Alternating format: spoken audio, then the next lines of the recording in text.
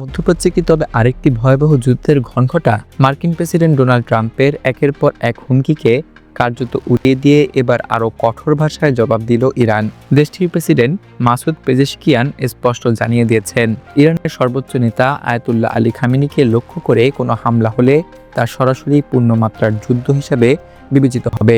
রবিবার সামাজিক যোগাযোগ মাধ্যম এক্সে দেয়া এক পোস্টে এই হুঁশিয়ারি দেন ইরানের প্রেসিডেন্ট। তিনি বলেন, খামেনির ওপর যে কোনো আঘাত মানেই তা হবে ইরানের বিরুদ্ধে যুদ্ধ ঘোষণা। একই সঙ্গে যুক্তরাষ্ট্রকে সতর্ক করে তিনি জানান, ইরানে যদি মার্কিন হামলা হয় তাহলে তার জবাব হবে কঠোর এবং অনিবার্য। মাসুদ পেজেশকিয়ান স্পষ্ট ভাষায় বলেন, ইরান কোনো হুমকির কাছে মাথা নত করবে না। যুক্তরাষ্ট্র যদি সামান্য ভুল হিসাব করে তবে পুরো অঞ্চল ভয়াবহ সংঘাতের দিকে গড়িয়ে যেতে পারে। তার ভাষায়, ইরানের প্রতিক্রিয়া হবে এমন যা ওয়াশিংটনের জন্য কল্পনাতীত পরিণতি ডেকে আনতে পারে।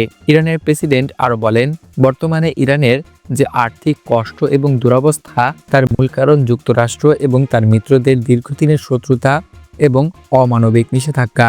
তার দাবি, এই নিষেধাজ্ঞাগুলো সাধারণ মানুষের জীবনকে দুর্বিষহ করে তুলেছে। এই উত্তেজনার সূত্রপাত হয় শনিবার, যখন মার্কিন প্রেসিডেন্ট ডোনাল্ড ট্রাম্প প্রকাশ্যে বলেন, ইরানের 37 বছরের খামেনি শাসনের অবসান হওয়া উচিত এবং দেশটিতে নতুন নেতৃত্ব খোঁজার সময় এসেছে।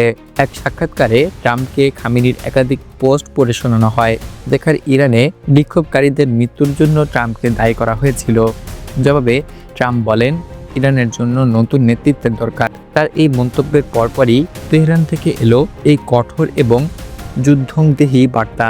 একদিকে ট্রাম্পের কড়া বক্তব্য, অন্যদিকে ইরানের পূর্ণমাত্রার যুদ্ধর হুঁশিয়ারি। সব মিলিয়ে আন্তর্জাতিক অঙ্গনে তৈরি হচ্ছে ভয়ঙ্কর সংঘাতের আশঙ্কা।